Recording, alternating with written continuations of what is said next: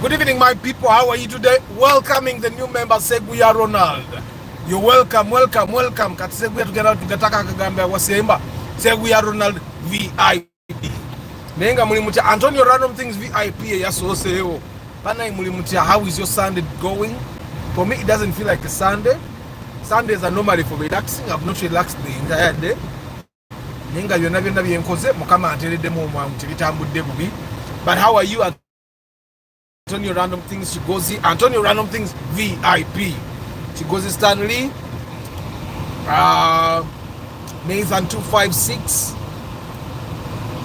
Kavuma Farouk, Council Patrick Aziku, Benadza, Vinikat, Seguya Ronald VIP, Jones Info, of course Mugalasu Joshua Mix Farm, Arafat Furniture, Todi Ronald, Nenga Mulimutia, Seguya webale kuyingira family eyaba VIP.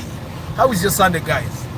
Leo tuli mu vibe njerere munyumire ka view wano wani aberangawo SPK driving school liko akazimba akupemula bako akazimba akali after gas ngova mu kibuga awo SPK driving school wele muruka za fere yote ziriwo majo kutisanga wawo ngazi parking ngakweyagala kwerere nenga SPK driving school yao kati wantu yingidde kanyanya.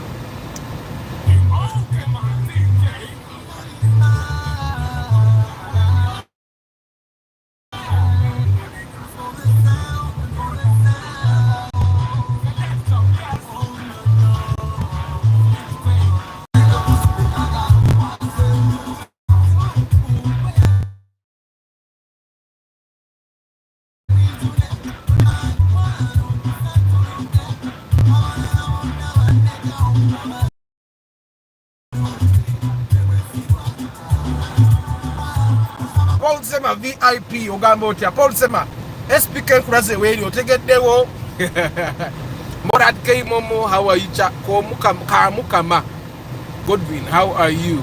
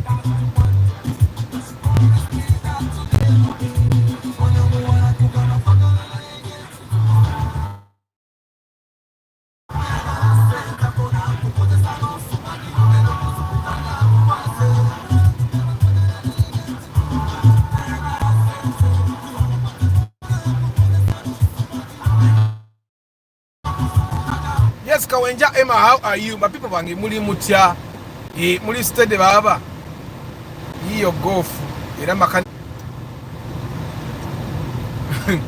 Kawenja Emma is asking why are golfs mostly driven by mechanics, because those cars are impossible. Majority of the time you buy a golf, you will end up sending it to a mechanic, and I've seen a number of them. Baburi over Benz kare. Actually guys, if you want to buy a German car, instead of a Golf, buy a Benz. The Benz kare ku network etu affect nnyo baganda bange naye mwana wa digi ngaba ajivuze nange wenda alijivuze. Let me first, guys, I've refueled today and I got 11 kilometers per liter this time. This time I got 11 kilometers per liter. Not as impressive, but still not bad. And for the person asking why is the 1.5 liter car giving you 11 kilometers, I drive AC full time. And majority of the time I'm doing less than 25 degrees centigrade. So that will definitely give impact your fuel economy. For the guys that don't drive AC full time, I'm sure you get mileage that is better than that. Kachawo, Bogata SC, no gata ko jam. So that impacts your mileage a lot.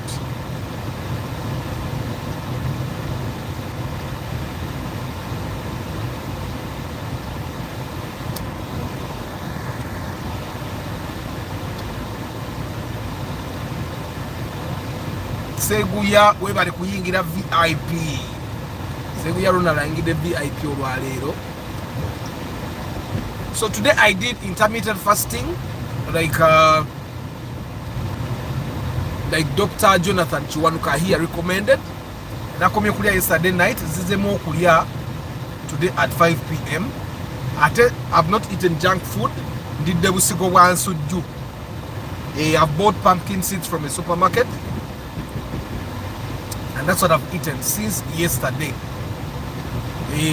That's what they call intermittent fasting. So I've fasted for about 18 hours. I've fasted. I last ate yesterday at around 9 something. So I fasted from 9 something, and today the only thing I've been taking was water.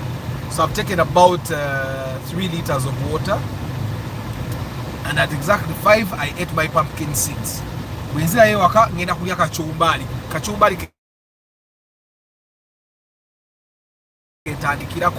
hope your day has been okay. It looks like it has been really hot. Of course, baddemuka SC. Baddemuka SC. Nasala wonte ekirabozo kyengenda okwewa since I don't drink, I don't club. Ne kumbaga kumpita nenzijjo oba muntu wa kinnyo. Kumbaga nyiza n'okuwa contribution amazima gali nti nesijjo okujja ng'oli muntu wange nnyo. I find that functions are draining, yet they don't give back to you. College ogi draining annyo energy yo otuula mu kifo kimu ate tekikoyanga kutuula mu kifo kimu oteekamu amafuta n'ogenda n'otuula mu kifo kimu olumu n'otafuna na mmere. So I don't go for functions. I don't find them enjoyable. Ezo birthday parties, simanya kwanjula, weddings. I only go for functions where I find that it's absolutely a must for me to be there.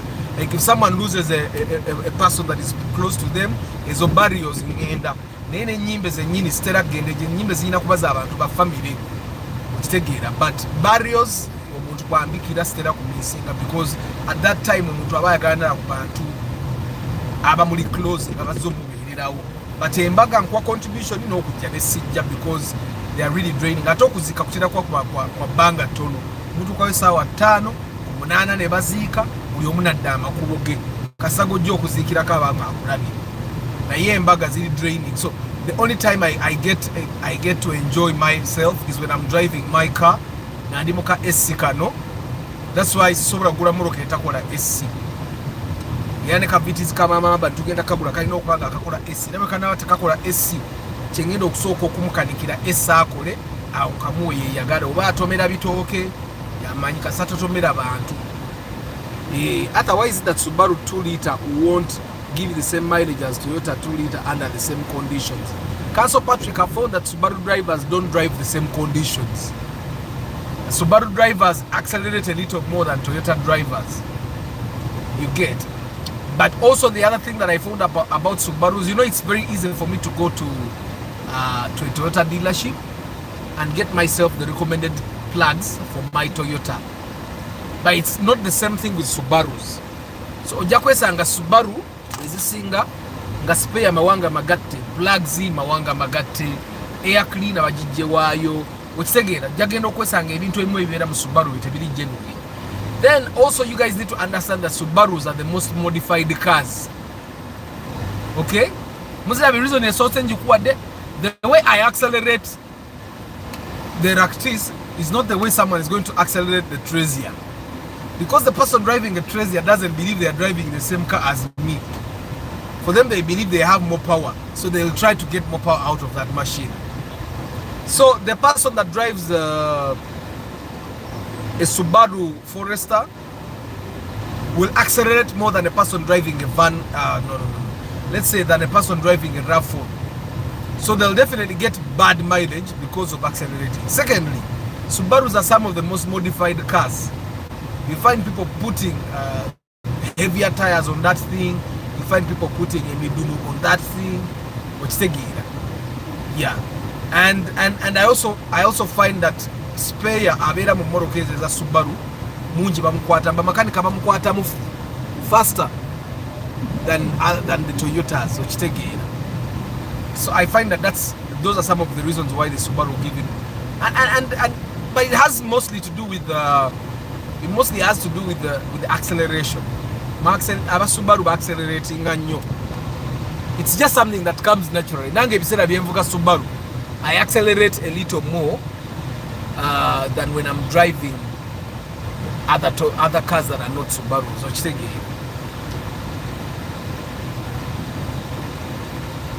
Charles ngenda waka nva kukola mbadde ne meetings olwaleero kati I'm going home.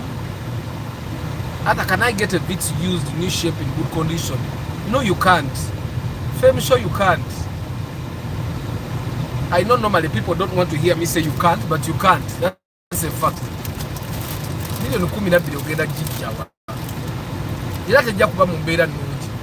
And if you get it,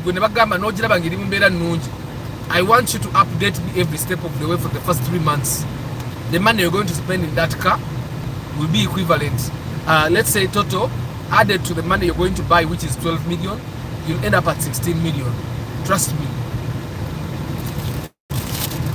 Omuntu agenda okuguza okujjako nende bobo guzenga nkadinga UAS ero jagitekamu million endala nya sure deal.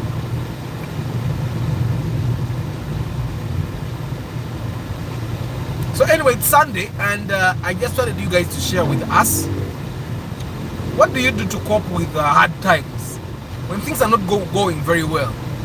If you can share, if you don't mind sharing, what do you normally do to cope with the condition? Because you can have problems, and you know whether you want to, whether you have money or what, the problems just can't go away just like that. What do you do to cope? Like you can be in a situation.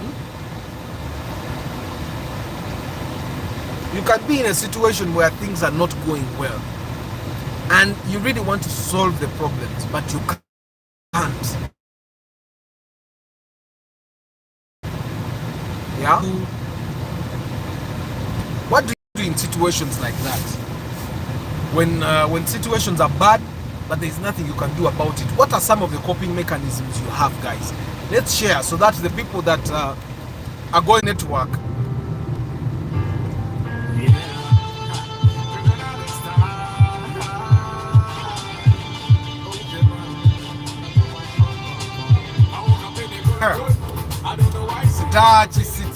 Sitachi kakodio chako.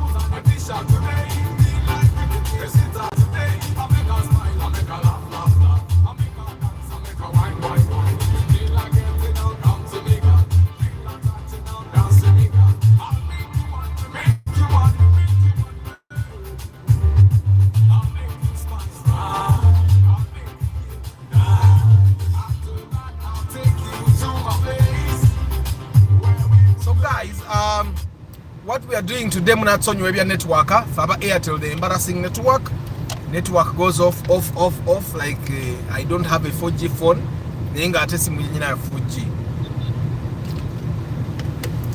So guys, share with us your coping mechanisms when things are not going well. What do you do to make sure that you stay sane, that you stay healthy? Because ne stress eyo bagamba ate na yesobola okukutta. Era abantu abambagamba nti omuntu abeera ne HIV ekikozesa counseling nti omuntu bw'anakkiriza stress ya HIV emuzimbeko akayumba asobola okufa.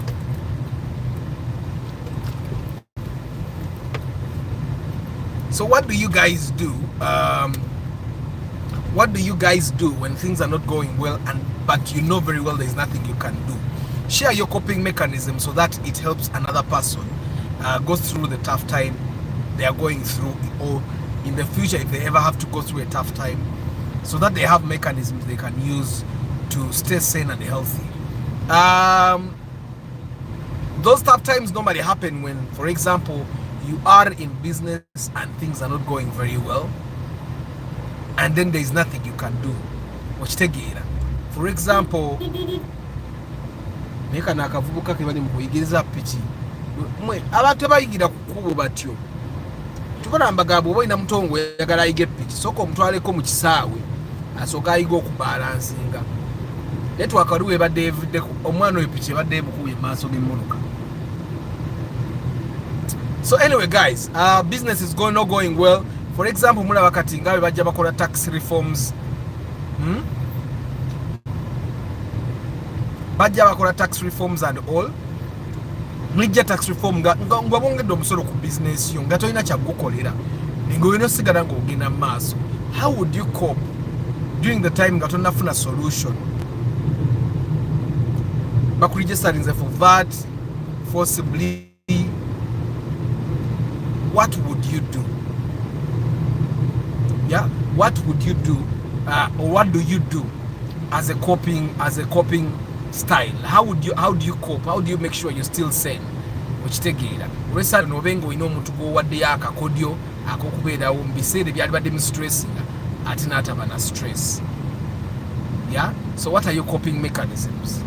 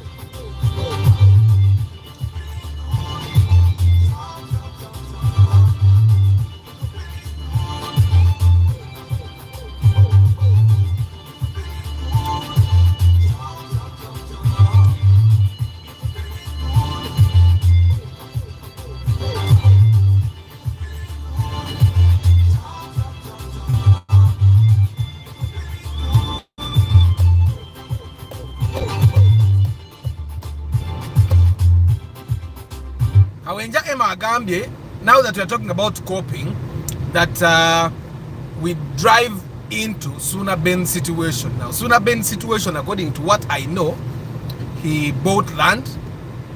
The girlfriend at the time took him to buy that piece of land. He bought the piece of land in installments. And then finally he started constructing a house. Yeah?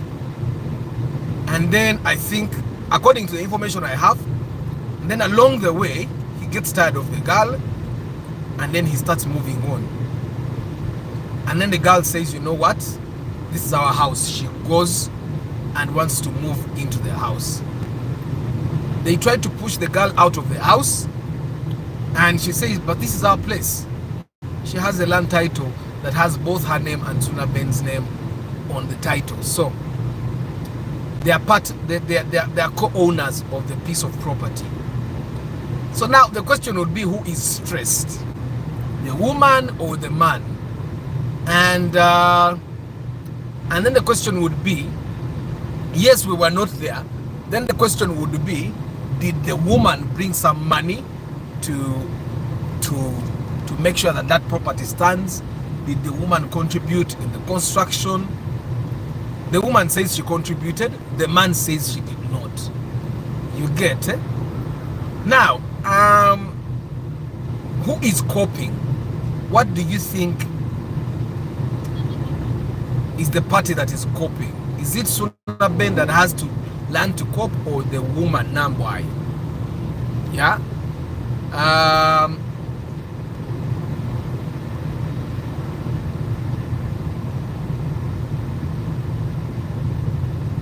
Starch agamba last year yewola. Is it last year? Starch borrowed money from a person close to him. He delayed paying, and then the other person took his property to a money lender. Yeah, those things happen. That's why normally I tell you guys, don't borrow from family members. Me, I don't lend my people money. If I can't give you, I don't have. That's how it is. If I can't give you, then I don't have.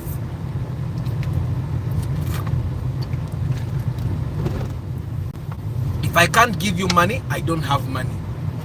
And even if I lend you, majority of the time, when you lend or borrow money from a family member, it ends with the relationship being trashed. Your relationship is damaged. It comes from so if the bank can't lend me money within the time I need, I just put off the activity that I want to do. Patrick, pade church iliwo.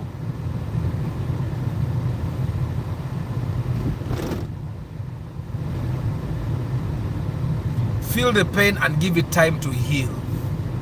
Yeah, your situation is tough, but probably the other thing you should have learned from your situation: never borrow from a family member, never borrow from a friend.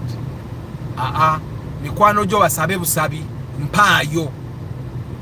Bwaba tasobola kuwa manya talina teweewola ku mikwano jo. Bwe mbanga muli bakwewola kuva ku mikwano jo, let it be a formal thing. Mukiteke ne mubuwandiike, and let the terms and conditions be clear. And normally that's through I find that the friends that lend each other money very well are friends that are engaged in sort of circle kind of arrangement. Yeah, you have a circle and you lend each other money. Yeah, those are the people that I would actually recommend to lend each other money, because oba oyagala sente okuva ewa Arthur jangu mu kibiina mwe tuli ffenna weewole.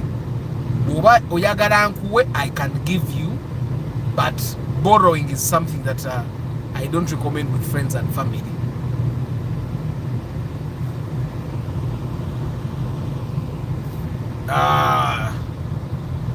Ben Wycliffe Mugalu, good evening. Thinking twice before deciding, that's a coping mechanism. Arthur, when things are not going well, the secret is one: I pray, period. Okay, for Femshaw has said that when things are not going well, he prays. Okay, it used to help me. It doesn't help me anymore. I think I see things a little bit different now. But Femshaw has told us that he prays. When things are going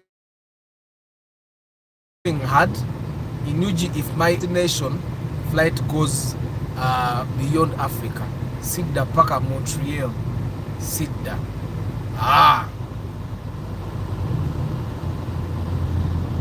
Nze ebintu bebinagaana e Kampala.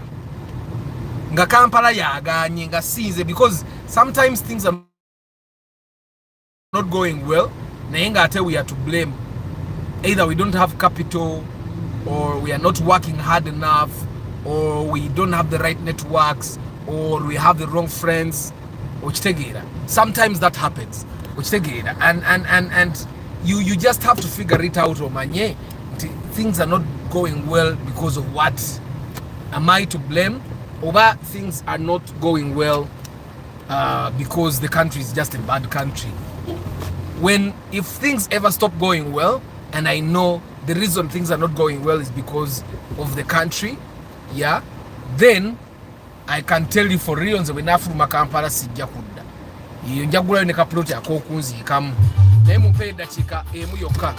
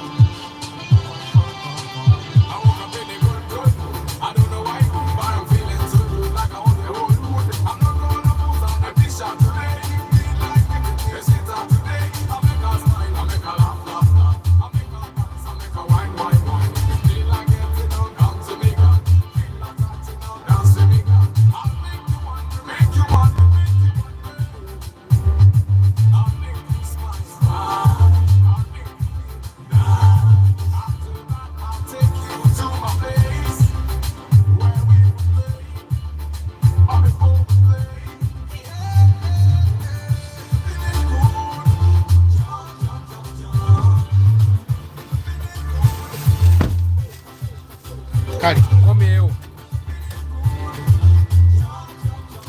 reverse camera wano yawamba aze simanyi na omuntu abeerawo nga talina reverse camera simanyiwo yobeerako. How do you reverse even? That's why modern cars kati bazikola nga zirina reverse camera to make life easier for the reversers. Okitegeera. But anyway guys, we are talking about coping mechanisms, ebintu ebyanga biganye ngembeera etabuse ngembeera mbi. What do you do to cope? Akasumuluzo akanda ka remote yene mmotoka nno kala kakata amisokugwamu olumu tekakiraba kati simanyi kikyeriko.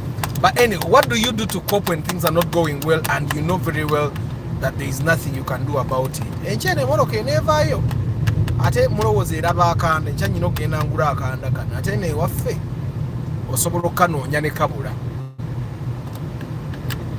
Osobola onoonya akanda kano ne kakola ki ne kabula. I'm going to stop wali eri mu katawuni ndabe bwenyinza okufuna akanda okumpi nga sinayongerayo mu kyalo nsooke ngizikize bwegaana okwaka nnoonya akanda naye ngenda kajjawa ate endobe ne sigenda kagula mu kibuga leero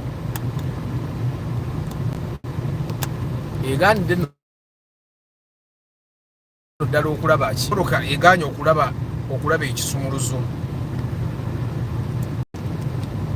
egaanidde ddala. And that can only mean one thing. Erianda likedde.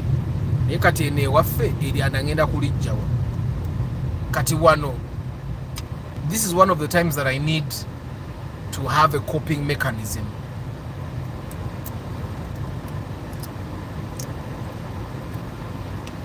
Indako. Kale, anyway guys, today we are talking about coping mechanisms. How do you cope when things are not going well? Ngate nawo okimanyi nti ne bw'okola ki, there is nothing you can do about it. How do you do? Okikola otya? Abaze ne bakalaba. Kale njagula akanda enkya ndowooza bwe naatuuka mu kibuga.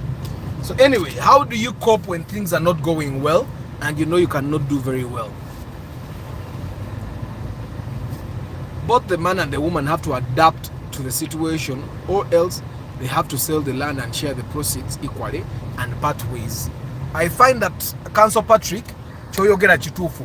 Once your partner is involved in your property, oba oyagala oba toyagala, mukyalawo ne bw'aba tali kukyapa, by the way, kasaba nga mukyalawo ng'ensi emumanyi mukyalawo, kitegeeza bw'otuuka ng'oyagala okwawukana naye ebyobugagga mulina bigabana.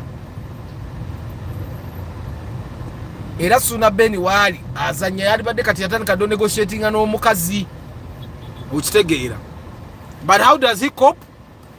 Normally when things are bad for me, I sit down and evaluate where I am, why I got there, and I look at the facts that I have, and then I start to know how I can get to where I want to get from where I am. Nendaba options zange zonna, nendaba which options to take and which options to leave out.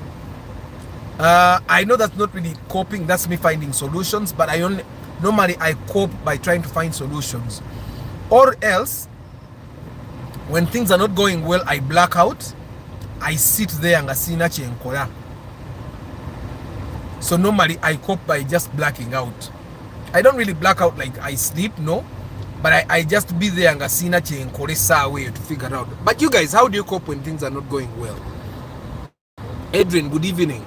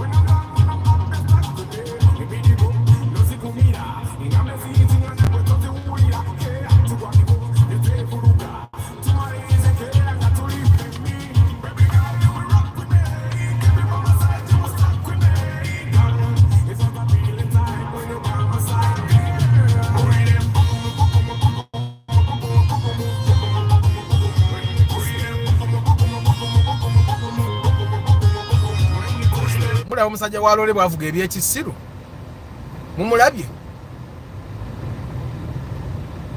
andi novugira ddala ebyekisiru bwe bityo ate poliisi abo tebakwatako egwa kugwa kivuze olusooka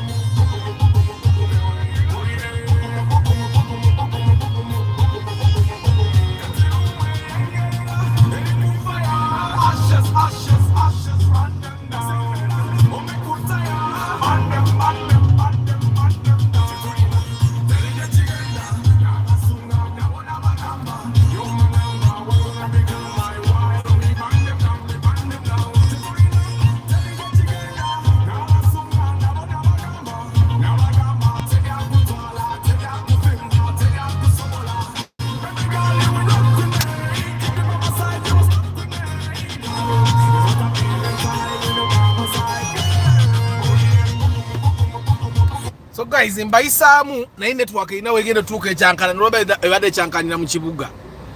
Todi Ronald said you have to adjust your styles, your lifestyle, and of course Steve Agambye sometimes is good trying to teach us a lesson. Hard times bring perseverance. Perseverance brings character, and the character, hope, and hope never disappoints. Okiwulidde, when things are not going well, weegumize ku Mukama. Gaye Mukama ebisigadde gwa bimanyi, nze sibimanyi, okitegeera.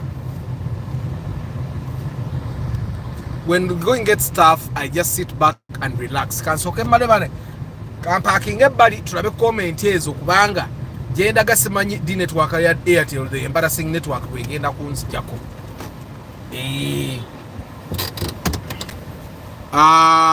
Search kulika olutalo. Cause there are some situations which happen nga even toina control over them. Yes guys, wabawo ebintu ebitukawo nga toina control yadde nakatono nga toina kyakikoya. Now I can imagine people that borrowed money a little before the lockdown. I was one of those guys. I borrowed money from the bank before the lockdown. Sente bazimpa I think January, mu March ne baggalawo. So nensasula sente nange lockdown nayo. On my side, if things are not going well, I sit down and play my football game. Then I concentrate. Okay, Bridget Kakai says, my hubby passed on the 16th of June this year. Oh, sorry, Bridget. So sorry about that. It's been the worst feeling ever. Prayer, allowing myself to go through the emotions, cherishing the good moments, and my God. Sorry about that, Bridget. My God. Sorry, Bridget. Sorry, Bridget. Put the remote on push to start, it will start. Pade, ebadde mulokolede tokota bwe mbange nogula ebintu normally I don't turn off the engine. Engine kange tokota.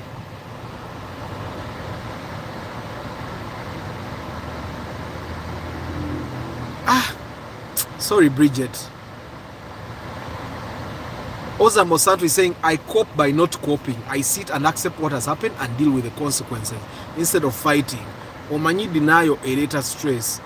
At Oza Mosanto, coping is not denying. You know that it has happened. Katugochogamba dealing with the consequences is actually coping. It's a coping mechanism. Understanding that you know what? There are consequences to what I did. And yes, now I'm here. What are the consequences? Sorry, Bridget Kakai. That's big, man. Sorry. There are things we just don't have control over. We do what we can and God does the rest. Man, Mwebagayi, Bridget mumuteke musala. Mumuteke musala. She really needs mukama mukwatire kata mugumi. Sorry about that, Bridget.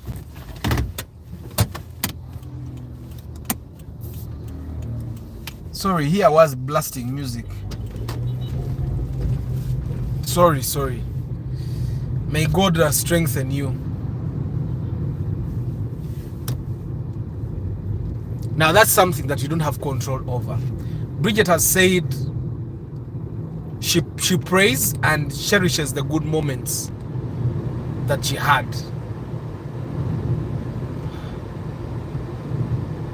I don't think I can even imagine what you're going through, Bridget, but may God make you strong.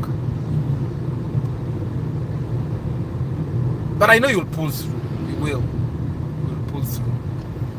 The fact that you can even talk about it, that shows strength.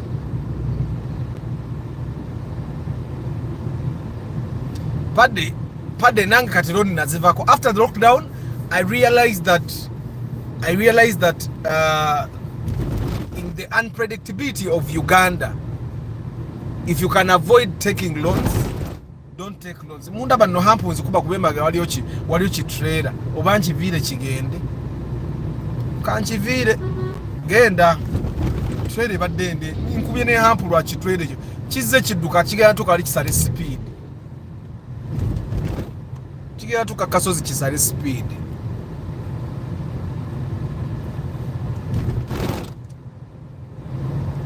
Guys, during the lockdown, Naina Loni, they locked down the country in March, right? Around March 9th there, and March 16th around there. And then my last born was born in April. So I had a new baby. You know, good formula, pampa, osasureroni, and still during the lockdown, I had a couple of family members that were living with us as well. So it was tough. I can only imagine for the guys that were renting and not earning during that time. Bangas and Pangisa. So and then food was a little cheap. Amatoke gari cheap. No. Matoke was cheap. Meat was cheap for some time as well. So food wasn't really a problem. Milk got cheap for some time as well. But then my baby wasn't taking only milk, he was taking formula as a must. I think there is a time when I was buying a tin of formula every 2 days when he was a newborn, the first month I think, and that tin of formula was about 110 the first couple of weeks.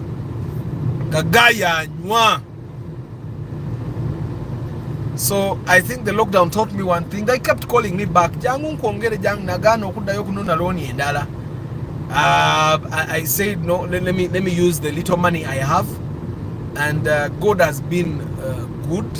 We can manage with the little we have. Little business.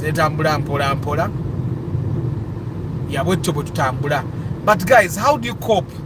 We have already seen like 3 people that say they pray. And then someone has said for him, he just says, nachikoze kati nchita mutya. You find solutions instead of trying to fight. You see what Suna Ben is doing? Suna Ben is fighting the consequences of his actions. You get it? And for the people that have been in relationships that seemed serious enough for the lady to say, Togure jogenda gura proti gureno. The moment a relationship is that serious, you have to accept that then the woman is part of whatever you're building. If a woman can say, you know what, honey, don't buy there, buy here, that woman, and we all know that I've built things with Mama Aban. If you asked her where she put her money, she may not be able to point out because I saw people that they are saying, Nambo, I did not put her money in with Suna Ben because she cannot point to places where she put her money. We all know, any man that is honest knows that when a woman is in love with you, she will give you money and she will never even be able to point at a place and say, nateka sente zange oba nagula kino na chiri. because by the time she gives you money, she's in love with you. So she's not taking notes. Men can take notes, women don't take notes. So for me, I don't want to be on the woman's side, but I can tell you one thing. I know that there was a point where she put her money in whatever thing they have been building. But because she cannot say nateka wano, people are saying she wants to steal the guy's property. Maybe she didn't put in as much as the guy, because the guy is a celebrity. The guy definitely makes more money, which is usually what happens with most relationships. The man makes more money, and because he makes more money, when he wants to discard the woman, he will try to take everything away from the woman. You get it? So for me, I understand, and I've seen relationships where the woman actually brings more money. Omukazi naita sente nyingi okusinga omusajja, but omusajja bwatuuka nga afunyeyo ka baby akapya nayagala omukazi agobe mugobe. I've seen those situations as well. You get it? Era omukazi bwabanga simpa nchunga bwanambwayo nti asobola okulwana, then ne weesanga nti bamukasusi afiirwa buli kimu. You get it? But that's the advantage of building. Most of the people went to the village because of rent. Yeah, lockdown is one of the advantage. One of the things I experienced was that I did not have the pressure of sasula rent buli mwezi. I had, of course, I had water bills, I had power, because people would watch TV day. And me, I have no problem with people watching TV. I don't watch TV personally, but I don't have a problem with people watching TV. Amazi, water is one of the most important things in a home. So we needed water 24/7. And of course, there were times when water actually went, checked on us, and we had to go to the well, which take it. Yeah, but that's beside it. But the lockdown, during the lockdown, I understood that it was out of my control. There was nothing I could do. Every 2 weeks, the president would come and extend the lockdown. And then I knew at my workplace, rent was piling, until I realized that, you know what, the president will not let the lockdown down yet. So I went to the landlord where I was working, and I negotiated, and I paid part of the rent. And they said, okay, part of the rent, and I took my property out. And that's how I ended up at the current place where I'm renting now, which take it. I find that normally when things are not going well, first of all, you need to accept. You need to accept whatever is not going right. And forward I cannot compete with them. That's normally the time for them to kulinyako. Ate batuuka ku busozi, speed ne bagisala. Naye ate ne bwe yali isiriza wane wali broken line, teri agirandoza. After that kigege kamuviire ayitewo. Genda baba. I cannot compete with the fuso. I can't. Awo sinatuukawo. Nego wachikege is a normal. So guys, what happens when things are not going well? How do you cope? How do you cope? What methods do you use? What tactics do you use to cope? Good evening, King Daniels. How are you? Omolimo Andrew, how are you? Network again. I'm going to pack and read all those comments, and then I'll proceed until the network decides that we are not worthy of its working. Yeah. Today I'm using Airtel. Sometimes it's the embarrassing network. Other times it's the smartphone network. For today, it has been the embarrassing network. Yeah. It's only, I think it's me who knows what it means to be broadcasting and then the internet goes off. And these days, network both for MTN and Airtel has been bad. And at office, we switched to Airtel because MTN wasn't working out. Apparently, even Airtel wasn't working out then. Yeah. Switching ya fayabademu kamatha katono tono. Yeah. So anyway, guys, I hope your Sunday is going well. This is where you need the tactics that these guys are passing on, how you cope with the day that is not going very well. How do you cope? How are you going to cope? The Airtel, this embarrassing network is still holding up to here. Normally we turn broadcast kumachanga mveno. One network is very unstable. It's all connecting. And normally when I come from this way view, because the view when you're coming from this way in the morning is exhilarating. It's nice.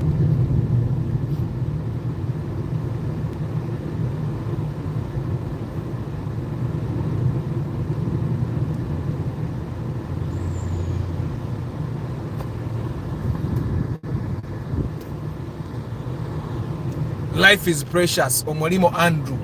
Yeah. So that's how you cope, by understanding that life is precious. I'm driving. I'm going home. Me, I live far. Some of us, we decided that we are in Uganda. Once Uganda fails, because the fact that I live this far, I decided that Uganda is my place. Irabwe negana ngafuruma ngende Texas. Ngabambola. Yeah. So guys, this is how far I live.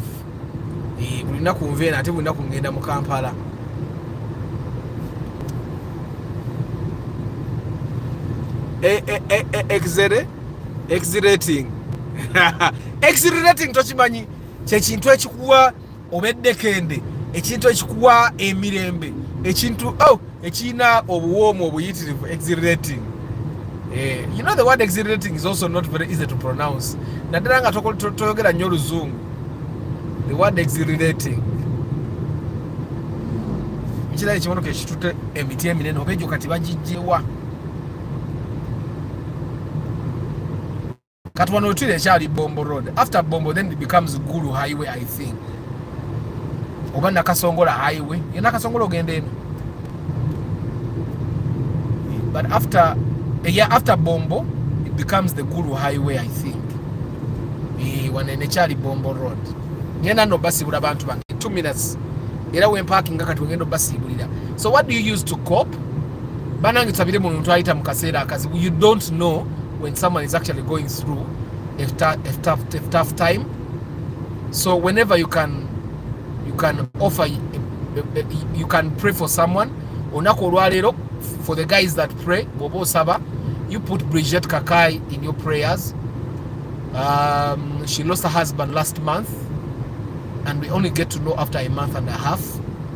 So muteke musala for God to give her husband rest, and for God to make us strong as well. Yeah, so today as you pray, put her name in your prayers.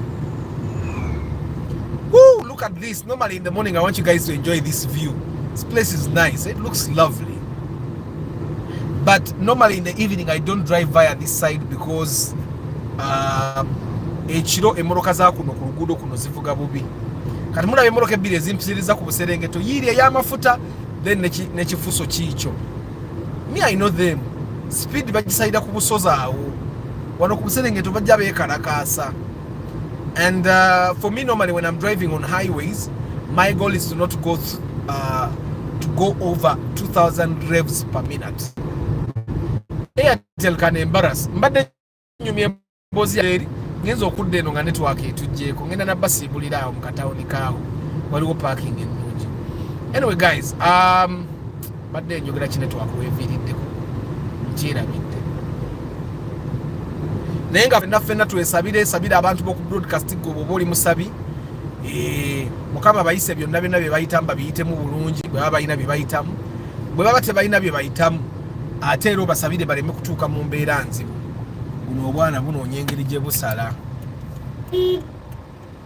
Mwagala kusala? Kirabika buli mu kubala mmotoka bundabikidde ng'obwagala okusala ng'emmotoka zibulemesezza. I remember when nabeerako ku Ntebe Road, nyina ebbanga lye nabeerako ku Ntebe Road okwo, when nasomera ku ssomero baliyita St. Anthony liyawo Kajjansi, and we would have to cross every day nga tugenda ewaka tuva ku ssomero tusala nga tubeera on the other side of the road, and it would be hard.